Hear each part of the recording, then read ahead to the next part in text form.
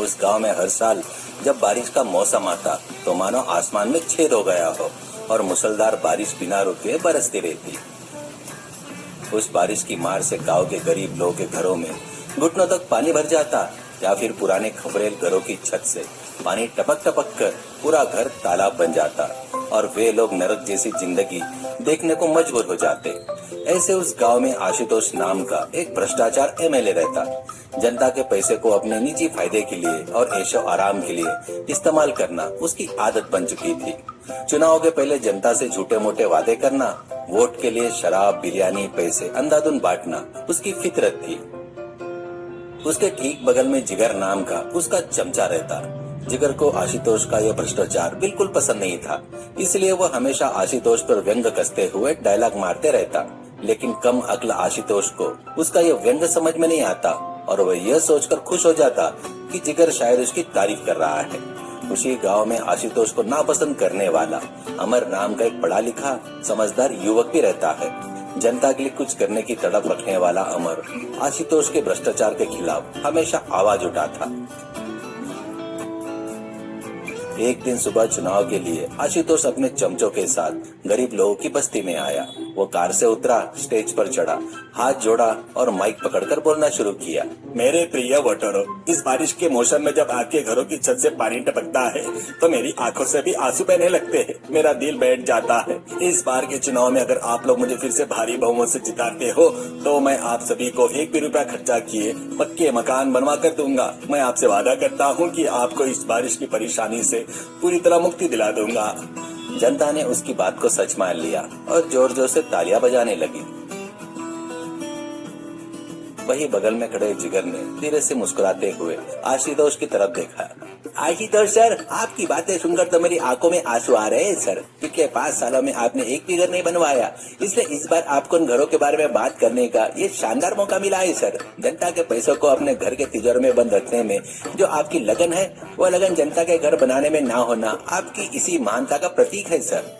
देखा जिगर, तुमने मेरी जन सेवा के बारे में कितना अच्छा अद्भुत कहा है, लेकिन लगन कैसी है यह बात लोगों को अब तो समझ में आनी ही चाहिए। मेरे जैसे लीडर मिलना इस गांव के लिए किस्मत है। ठीक उसी समय अमर कुछ और युवकों के साथ वहाँ पहुंचा। वह स्टेज के सामने खड़ा हो गया और आशुतोष से तीखे सवाल करने लगा।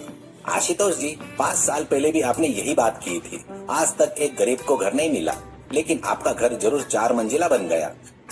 भाइयों और बहनों, इनकी इन झूठी बातों पर भरोसा मत कीजिए। इस बार के चुनाव में मुझ जैसे पढ़े लिखे इंसान को जिताइए। मैं आपके टैक्स के पैसे को सिर्फ आपके लिए ही इस्तेमाल करूंगा। सड़कें और मकान पक्के बनवाऊंगा।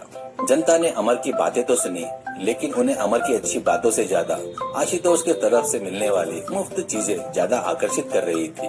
आशुतोष ने बस्ती में सबको बिरयानी के पैकेट, शराब के क्वार्टर हर वोट के बदले में 1-1 हजार रुपए बांट दिए। नतीजा ये निकला, चुनाव में आशुतोष फिर से जीत गया। जनता ने अमर को बुरी तरह हरा दिया। अमर को बहुत दुख हुआ, लेकिन उसने यह ठान लिया कि वह जनता के लिए काम करना बंद नहीं करेगा। कुछ महीने बीत गए, फिर से बारिश का मौसम आ गया। उस साल जैसे पहले कभी नहीं हुआ था, वैसे लगातार 30 दिन तक बिना रुके बारिश होती रही। गरीब लोगों की झोपड़ियां और खपरेल के मकान पानी में डूब गए। रसोई घरों में पानी भर जाने के कारण लोगों के पास खाने के लिए अनाज नहीं बचा, सोने के लिए जगह नहीं रही। वे सब मिलकर गुस्से में आशुतोष के घर आए और कॉलिंग बेल बजाई। आशुतोष ऊपर के मंजिल से धीरे से नीचे उतर कर आया। एमएलए साहब, हमारे घर डूब चुके हैं। चुनाव से पहले आपने हमको कहा था कि हमें पक्के मकान देंगे, लेकिन अब हम सड़कों पर आ गए हैं। हमारे साथ न्याय कीजिए। अरे तुम्हारे घर में पानी भर गया तो इसमें मेरा क्या लेना देना। जाओ जाकर इंद्रदेव से पूछो। और वैसे भी मैंने पक्के मकान बनवाने को कहा था, लेकिन इस बारिश के मौसम में बनवा कर दूंगा, ऐसा कोई तारीख तो नहीं बताई थी ना। अगले चुनाव से पहले कभी न कभी बनवा दूंगा। अब मेरी नींद मत खराब करो और जाओ यहाँ से। हाँ भाइयों और बहनों, एमएलए साहब जो कह रहे हैं वही 100% सच है। उन्होंने पिछले चुनाव का खर्चा अभी तक रिकवर नहीं किया है, तो अभी से आपके घर के बारे में कैसे सोच सकते हैं। उनके सोते रहना ही गांव की भलाई के लिए अच्छा है। अगर वह जाग गए तो आपकी जेब खाली हो जाएगी। कृपया करके आप लोग यहाँ से चले जाइए। जिगर, मेरी भलाई के लिए तुम्हारी यह चिंता देखकर दिल खुश हो जाता है। इन लोगों में अकल नहीं है, इन्हें मेरी कीमत का अंदाजा भी नहीं है। जनता आशुतोष की इन झूठे बातों को समझ गई कि वो ठगे जा चुके हैं और वे रोते हुए वापस लौट आए। ये सब दूर से देख रहे अमर को बहुत दुख हुआ। उसने सोचा कि जनता के लिए तुरंत रहने के लिए कोई न कोई इंतजाम करना होगा। वह तुरंत गांव के एक मशहूर और बड़े व्यापारी जो एक नेक दिल के अमीर इंसान थे, चौहान के पास गया। चौहान का बहुत बड़ा ट्रांसपोर्ट का बिजनेस था। उनके शेड में कई पुराने बसें बिना इस्तेमाल के बेकार पड़ी हुई थी। चौहान साहब, गांव की हालत बहुत खराब है। गरीब लोग के घर बारिश से बह गए हैं। आपके शेड में जो पुरानी बसें बेकार पड़ी है ना, अगर वे मुझे आप दे दे तो मैं खुद अपने पैसों से उनकी मरम्मत करवा कर उन्हें रहने लायक घर में बदल दूंगा। गरीब लोग उन बसों के घरों में भीगे बिना आराम से रह सकेंगे। कृपया करके मदद कीजिए। अमर, तुमने बहुत ही नेक बात सोची है। पढ़े लिखे नौजवान को तुम्हारी तरह सोचना चाहिए। वे पुरानी बसें वैसे भी कबाड़ में जाने वाली थी, उन्हें जनता की भलाई के लिए इस्तेमाल कर लो। इसके लिए मैं 1 रुपया भी नहीं लूंगा। तुम्हें और भी कोई मदद चाहिए तो मैं करने के लिए तैयार हूँ। अमर बहुत खुश हुआ। उसने अपनी खुद की जमा पूंजी का इस्तेमाल किया, कुछ मैकेनिक और बड़े कारपेंटरों को बुलाया और उन पुरानी बसों को खूबसूरत घरों में बदल दिया। बस की छत पर पानी न टपके इसके लिए वाटरप्रूफ कोटिंग करवाई। इस तरह उसने उन बसों को बारिश में भीग रहे गरीबों को मुफ्त में रहने के लिए सौंप दिया। लोग उन जब बस घरों के अंदर गए तो वो हैरान रह गए। बाहर चाहे कितनी भी तेज बारिश क्यों नहीं हो रही हो, बस के अंदर एक बूंद पानी भी नहीं टपक रहा था। वे सब सुरक्षित और गर्माहट के साथ बस घर में रहने लगे। अमर के इस महान कार्य के लिए पूरे गांव ने उस पर प्रशंसा की बौछार कर दी। जनता की आंखों में खुशी देखकर अमर को भी बहुत संतुष्टि मिली। फिर से 5 साल बीत गए। दोबारा चुनाव का समय आ गया। आशुतोष हमेशा की तरह बड़ी बड़ी गाड़ियों में फिर से उसी बस्ती में चुनाव प्रचार के लिए आ गया।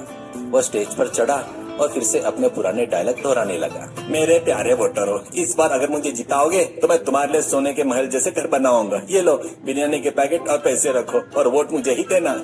लेकिन इस बार जनता बदल चुकी थी। उन्होंने आशुतोष के दिए हुए बिरयानी के पैकेट और पैसों को उसके मुंह पर दे मारा। वे जोर जोर से चिल्लाते हुए आशुतोष को धिक्कारने लगे। आशुतोष, तुम्हारे अब झूठ बहुत हो चुके हैं। पिछले चुनाव में तुमने हमारे घर न बनवा कर हमें सड़क पर लाकर खड़ा कर दिया। तब अमर बाबू ने अपने खुद के पैसों से हमें बस घर देकर हमारी जान बचाई।